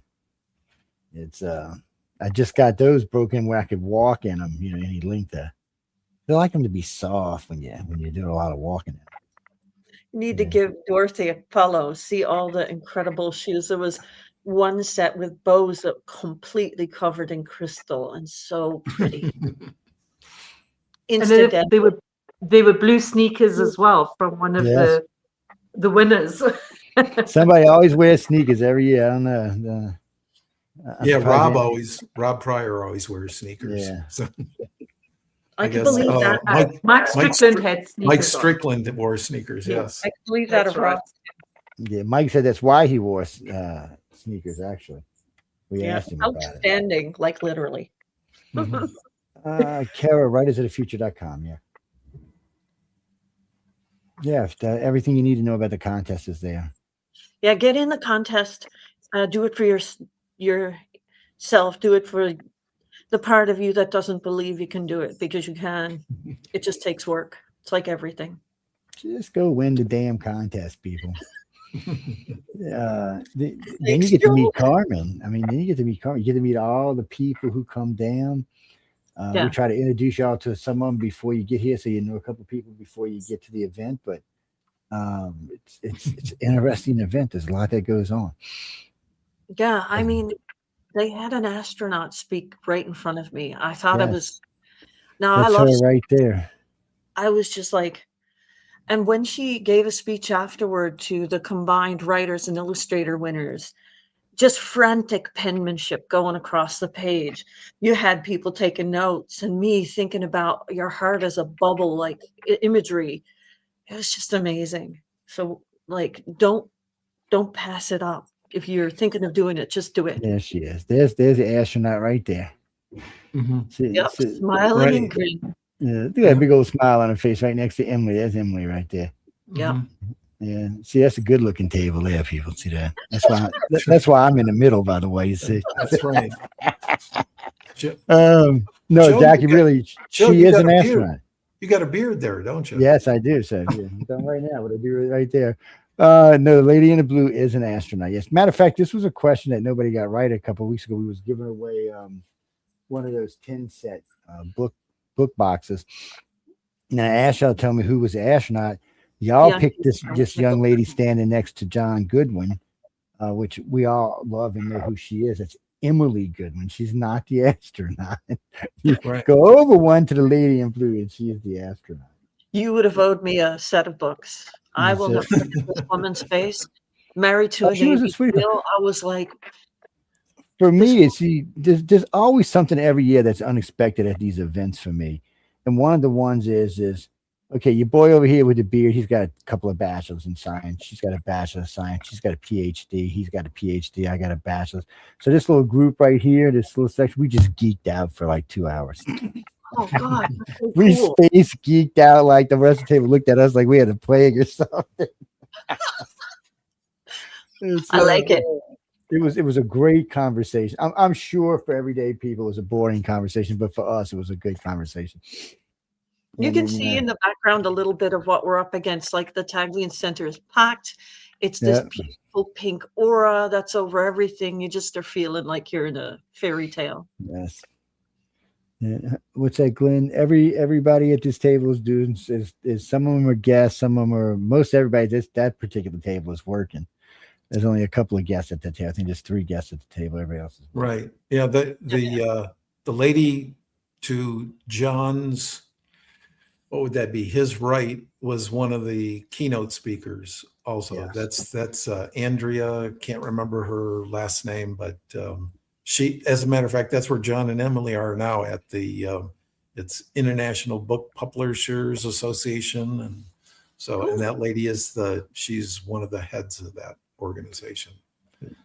So yes, so that's the event that we're all talking about right now at the Taglian Center. Everybody you see there. The ladies that we're talking to right now are hidden somewhere in one of these tables around us right there somewhere. There's lots of tables around us. We're up by the stage. Yes, well, they always put the winners always get by the stage. They put me in the back where I can behave myself, but it's you were dead center. I remember that. I remember looking back. Yeah, they well, it's funny. The first 2 years they had me in the front on the left side stage, and for some reason the camera just kept cutting. And I'm just press. I'm nobody. You don't need to be taking my. I mean, don't get me wrong. I'm not camera shy, but I mean, it's not about me. It's about the people who are there. So then they moved me, and then finally she just put me back there with them. She said, "All right, I'm keeping an eye on you. I'll put you back with the cool table." I said, "Okay, that works for me." You'll need to be doing one of these. Well, a lot of times I got to sit with the judges, like when with Tom and B, and then they put me with the judges, which was Tom's a bad influence on me. Yeah. Tom and that Echo person are bad influences on me. Echo's amazing.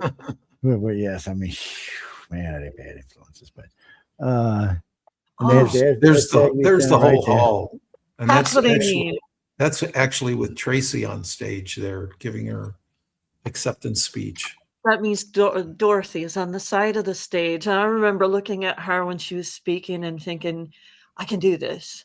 Yes, I'm not going to pass out yet. Just give me a minute. No. I'm okay. Yeah. Take a deep breath. I'm all right.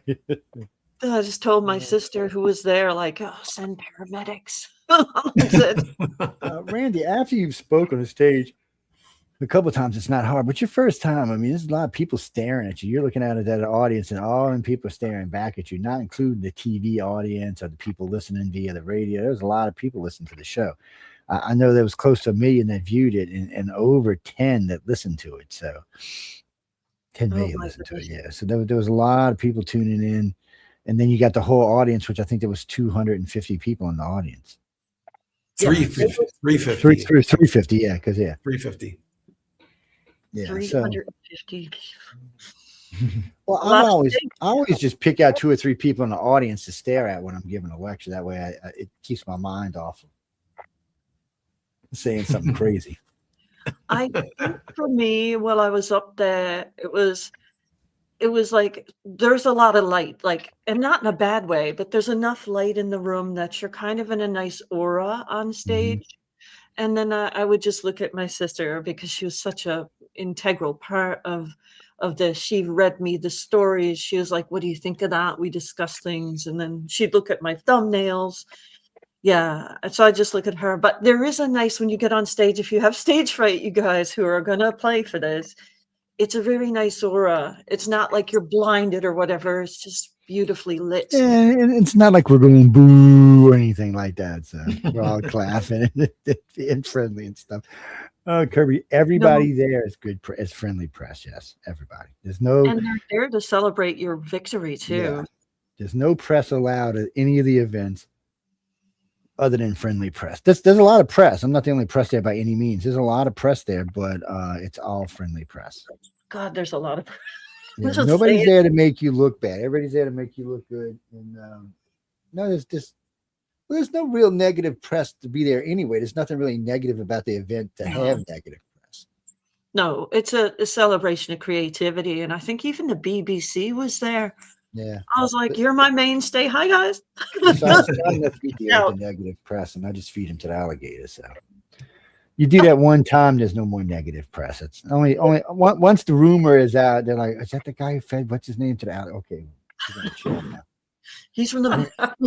Is he It's here just again right this out year? back of his Oh house. shit! They're like, okay, we're gonna all we'll behave now and then behave.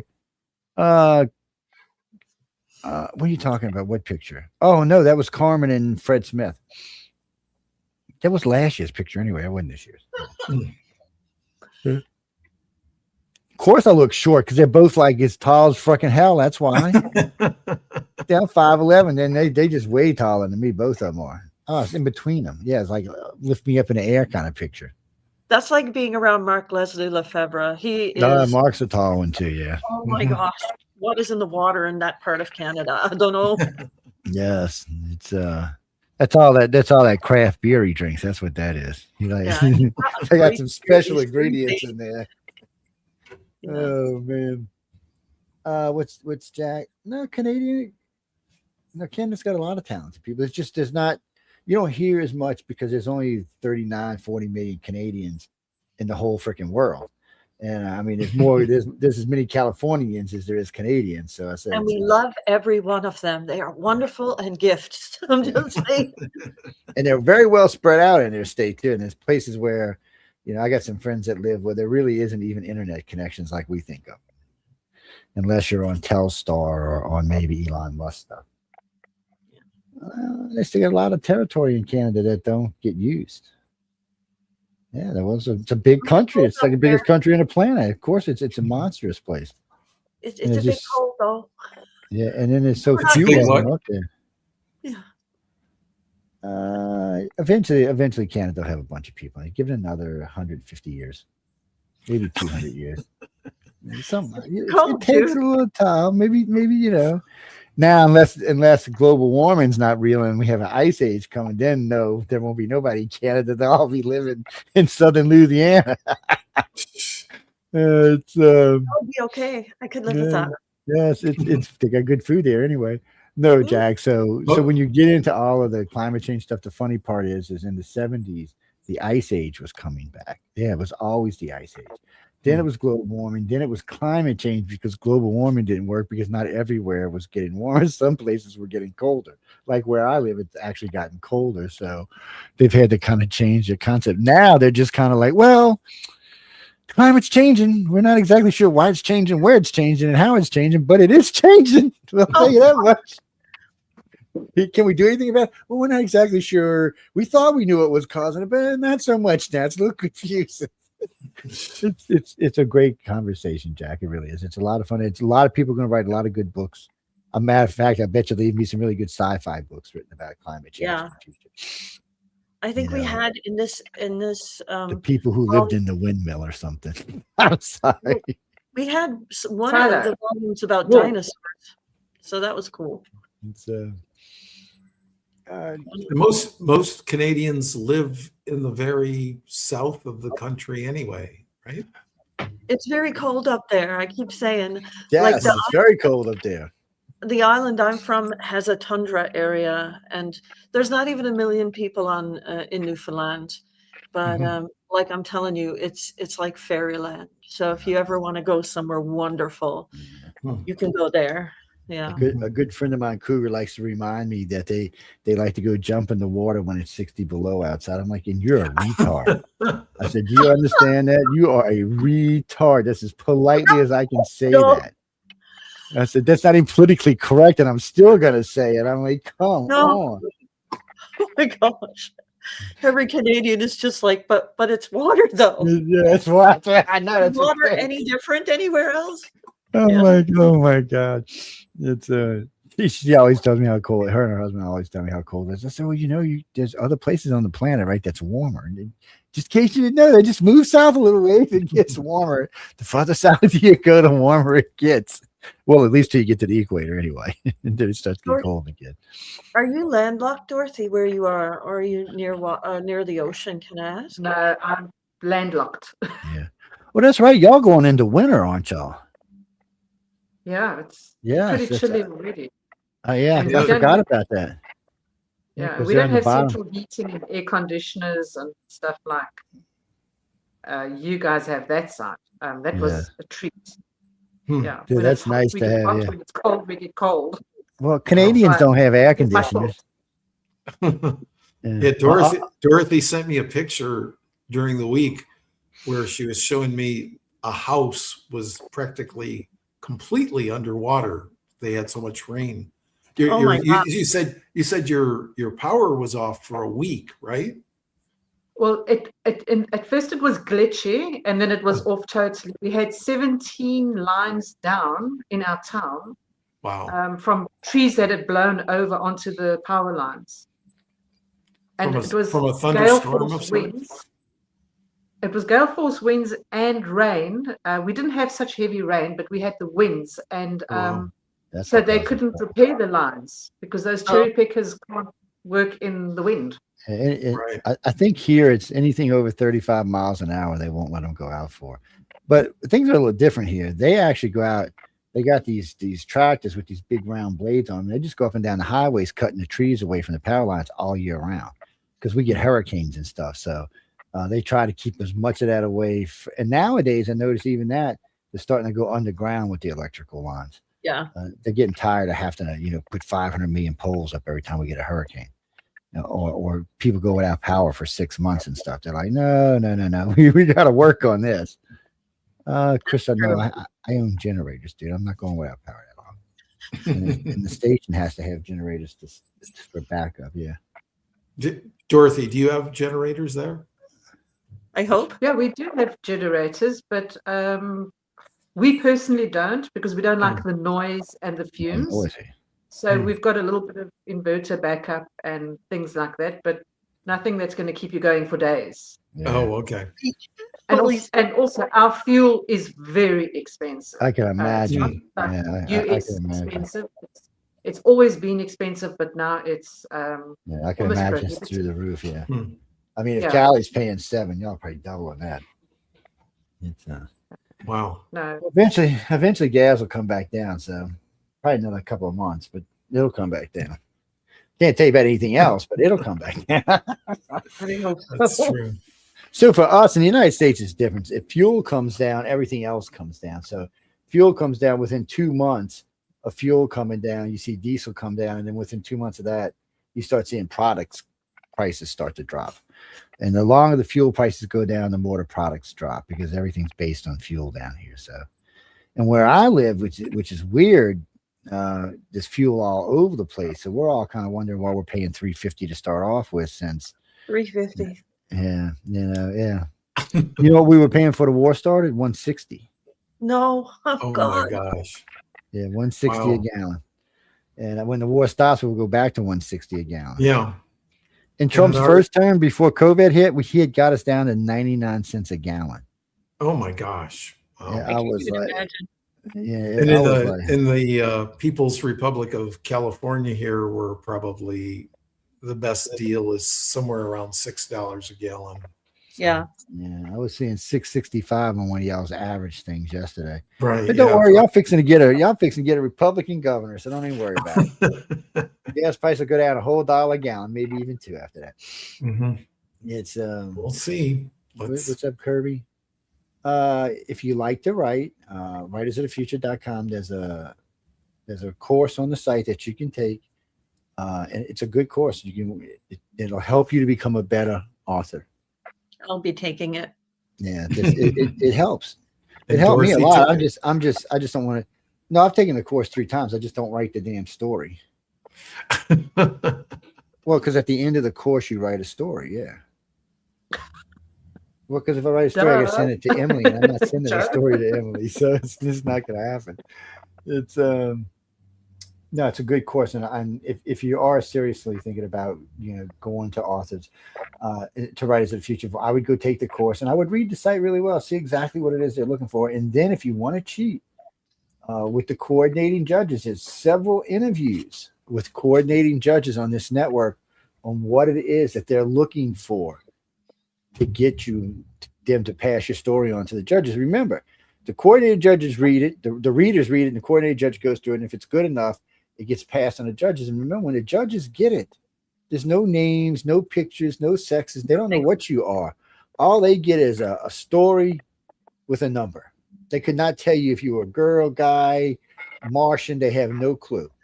All they get is a story. Same thing with the illustrators. That's all they get is a number in the artwork. You can also read these, by the way. Yes. If you get these and read these, this will slowly kind of get you into a good frame of mind for like, wow. Because remember when Dorothy said, think speculative, right? If you get these, you're just going to get the vibe, I guess, the aura. Especially volume 42. Yes. Yes. What's the newest version? Y'all need to get that one. Well, I guess I don't have 40 up there. Are in it, like. There you go. Yeah. Actually, Tracy has 2 illustrations in there, right? Yes. Yes, Oh, I do. Jesse. Yeah, illustrated. Who's the other? Zach Poulter from Zach Shellgate. Poulter. That's Yeah, right. Yeah, that's my very tough-looking guy who's like Right. pulling his auto mag because Zach told me what in the story. It's really neat. It's done in a film noir style. Oh wow. Like Okay. Yeah. Cool. No, Jesse, we got to get out of here in a few minutes. Why? What you got?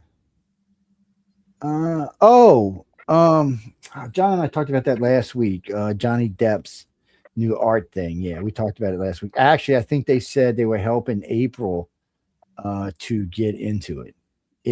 You can go back and listen to the archive. Him and I April talked about it. I'm gonna have to do Yeah, that. April Solomon has an Yeah. illustration in volume 42. Yeah, but it looks like she's going to have one in Johnny Depp's new competition for $25,000. Oh wow.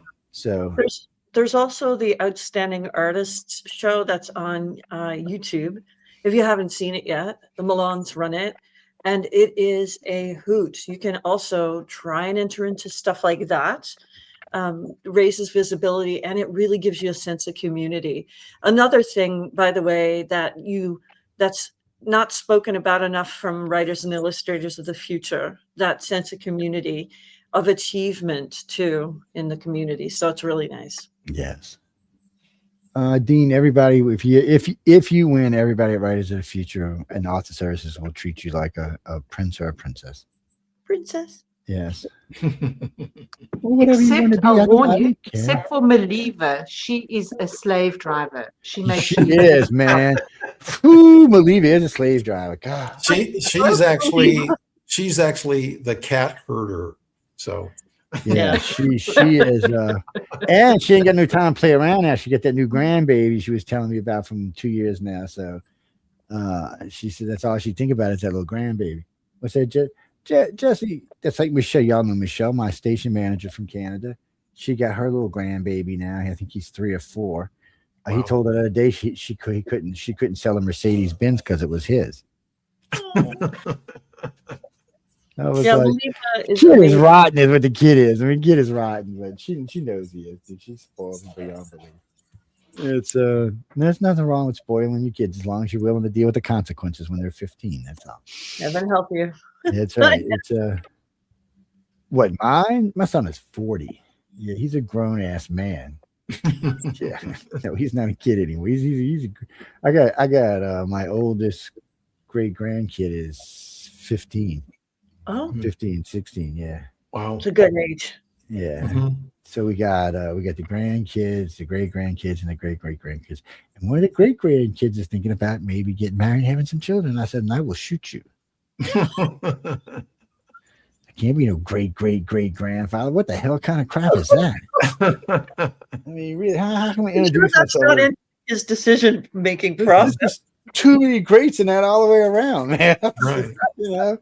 Joe, Oh, man. hello, Joe. I think we Okay. need to wrap this up Yeah, we got to go. because it's like uh, it's like getting past midnight over there in South Africa for Dorothy. Thank you, Dorothy. Oh my gosh. 3 minutes past 12. Yeah. it's just early. It's just the sunshine just But getting Dor- up and My around. But coach is Dorothy a gets up pumpkin. really early in the morning. It's, right? I've been awake since 1 o'clock Saturday morning till Oh now. wow. So, Okay. she don't sleep. We talked about this when I first met her. She don't sleep. We ain't gonna go there. We're gonna be good. Jesse, no, I do sleep. No. I just sleep actually, actually, night. everybody I met at all the winners were all fantastic people. They were great to talk with. Everybody was a lot of fun to talk with. Doris was great. Tracy was great. Everybody was a lot of fun to talk with. I had a lot of good conversations. Yes, some people have more personality than others, but that also has a lot to do with how nervous someone gets when they get there. Dorothy and Tracy both were kind of in their shell a little bit when the first time I talked to them. Second time in the air, they were kind of already coming out. When I seen them in LA, they were well on their way out. they were on their way out of the shell and on to something else. Let's just look at it like that. Well, because if you pull back too much, you don't get to enjoy the full event. Because you want to hear what everybody's got to say, but you also want to meet the people, the other winners. Dean, when I was young, I was very unsociable. Yeah, not anymore, but when I was young, I was. Yes. Now you can't shut me up. I get paid to talk. That's why. I can attest to that. Yes. Jimmy, shut him up. Jimmy Lee. So you got 1 minute. What you got? Because we got to go. Well, I got another show following this one.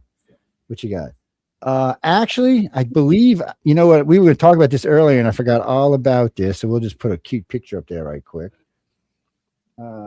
Whose website is this? One of I just Tracy's, randomly found somebody's website up here. Tracy's pieces of art there. Yep. One of her. That is the cover on my main website.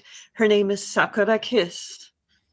So we were going to actually talk about that, but we got sidetracked on the other stuff. So next time she's on, we'll have it. We'll bring the website up. But I put it up here because I want y'all to go find it and take a look at it. There's a lot of good stuff in there to look through, a lot of good, interesting art to go through. Well, we got to talk, and when we get to talking, sometimes we don't get to looking. It just happens sometimes. Besides, we had this other good-looking picture up there, and you really can't get around that one. Who does not want to look at that picture? I mean, come on. Anyway, Mark, we got to go, man. It is way past all of it. Dorothy needs to get some sleep. I need to get some food because we got another show coming up. Tracy says she's ready to party like it's 2099. Never. Never happened. And Carmen's got to go take the dog for a walk. That's right. Dorothy, I do miss you, and I hope you're doing well. I can't wait to read what you have coming next. Thank you, Tracy. And who knows, we might meet up at the Oscars. That's right. That's right. And besides, next lifetime, don't worry. In a half a decade or so, we'll have teleporters. We can teleport around the planet. Exactly. Go visit in that way. But anyway, guys and girls, we got to go. And thank everyone for tuning in to United Public Radio and the author's Quill. I hope you enjoyed the show. Any moans, groans, bitches, or complaints, feel free to write to Michelle DeRoche. She'd love to hear from y'all. And don't forget to pick up your copy of L. Ron Hubbard Presents Writers of the Future, Volume 42. 42. There it is. Don't forget to send John and write to John and tell him how much you love him and how he takes good care of y'all. Y'all miss him. It's be nice to him now. Y'all gotta be nice. And no, actually, Clara, don't even go there. We ain't gonna go there. We'll talk about that. You know what? Ask me on the next show. How's that? We'll talk about it over there. On that note, good night, everyone, and thank you for tuning in to Authors Quill and United Public Radio. And we will see you next week. Stay tuned for the chat. Thank you.